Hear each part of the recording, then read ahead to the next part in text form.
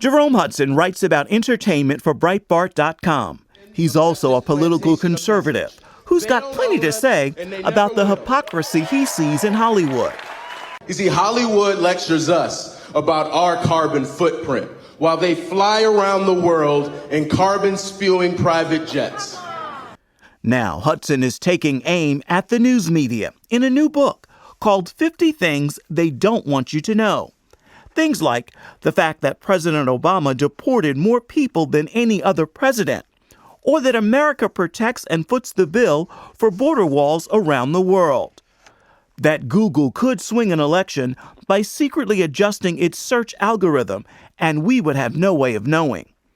That illegal immigration may have cost Black Americans more than 1 million jobs, and much more. Breitbart entertainment editor Jerome Hudson has joined us now by satellite from Jacksonville, Florida. Welcome to the 700 Club. It's a fascinating book. How'd you come? You put this thing together. It's terrific. Well, thank you very much. And I did it, and I think it was inspired by the election. 6 in 10 Americans don't trust that the media is reporting the whole story and giving them all the facts. And 70% of Americans say that they don't believe politicians are giving them all of the facts as well. And so in many ways, this book is a collection of those facts. You have something here. You're a young Black conservative, but you're pointing out that the liberals are saying, well, you've got to get more money to the poor people, and then they won't commit crime and they'll do better in school. You have statistics making that false. Could you tell us about that? Well, I write about affirmative action, and it has been an unmitigated disaster for about 40 years. It turns out that fixing the problem of minorities not being admitted to college campuses has actually failed.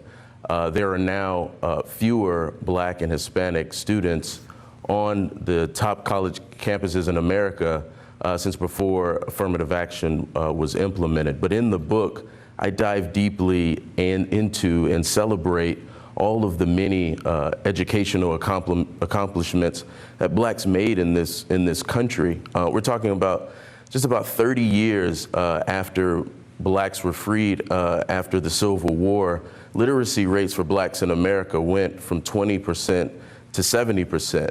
And Black students were graduating in schools like Dunbar High School in the DC area and going on to graduate from Ivy League schools like Harvard as early as 1903. We're talking about 50 years before the Civil Rights Movement began.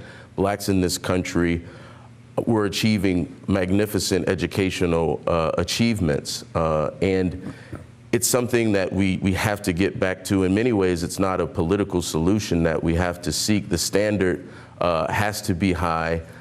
We have to figure out a way for families to come together, and education really starts in the home. Well, why is affirmative action actually a negative for the Black people? Well, it's affirmative action isn't racism, but it certainly feels like racism. In the book, I make the point that we have to be either an America that sets one standard for people based on the color of their skin, or a country that holds one standard for everyone under the law. And what affirmative action does is certainly it does set a different standard for people just based on the accident of their birth. And that in many ways isn't fair. If you are a Black student on a college campus like Duke or MIT, there is a sort of feeling that you might feel a sense of discomfort being on that college campus. One of the more negative things about affirmative action that I detail in the book is that in many cases, Black and Hispanic students are put on college campuses in which they are actually not prepared. Now, these people are very smart and they certainly worked hard, but because certain colleges have to fill quotas, some students in many cases are admitted to schools in which they would have otherwise, if they'd gone somewhere else, achieved at very high standards. I noticed today that there's a disparity in the SAT scores, and they're talking about dumbing down the SAT scores. You didn't talk about that in the book, I don't believe, but it's part of what you've been saying, right? Absolutely. And that is the point that I'm making. So much of the conversation is spent on the affirmative action side of it. But in the book, I detail a study that found that Black and Hispanic students spend 4 times more time on their phones or watching TV than their white counterparts. And again, it goes back to the fact that the Black community, in many cases, there aren't 2 parents in the home. And so that does make tutoring and a lot harder. Oftentimes these kids come from poor neighborhoods and they go to shoddy schools. And so in many ways, by the time a Black or Hispanic student gets to the 12th grade, they've already been running a race with one leg, so to speak. But there are many examples of charter schools all around the country that have produced results in which you're seeing 100% graduation rates. And there is an effort in this country by the left and the Democratic Party to shut down these very schools that are serving Black and Hispanic students across this country. Last thing, of course, there's so many. This book is fascinating, but you talk about the genocide of Black babies through abortion. Margaret Sanger was really a leader of trying to do so-called eugenics. The Democrats are all for that sort of thing. Can you tell us about the genocide of Black babies? Well, sure. The book opens with the chapter in which I detail a New York public health study that said between 2012 and 2016, more Black pregnancies ended in abortion than live birth. I do detail the history of Planned Parenthood and Margaret Sanger, a eugenicist who wrote many times about the extermination of Black people. We're talking about 4% of the population, that is Black childbearing age women, accounting for 35% of the abortions.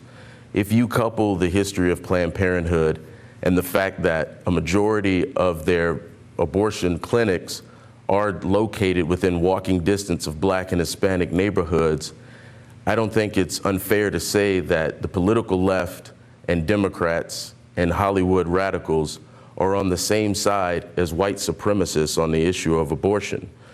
As a conservative who happens to be Black, we are the ones fighting and screaming and supporting states like Georgia who are daring to pass laws that only want to protect the Black unborn. It's a shame that you don't see Black Lives Matter picketing in front of Planned Parenthood clinics, which are at the heart of this war that is going on in the womb, particularly in Black America. Jerome Hudson, it's brilliant. I tell you, you've done a fabulous job. This thing's 50 Things They Don't Want You to Know. I hope you sell a lot of these books.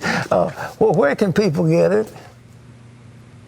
Sure, it's available at Amazon, Books A Million, any bookstore. It's a nationwide release. And again, it's just a handbook, a must-have, I think, for anybody who cares about the most critical issues in which we now know that you can't get the true story from the establishment media and politicians in this country. Jerome, thank you so much for being with us. Jerome Hudson, ladies and gentlemen, he's editor of Breitbart.com. 50 Things They Don't Want You to Know. It's a fascinating book. You ought to get a copy.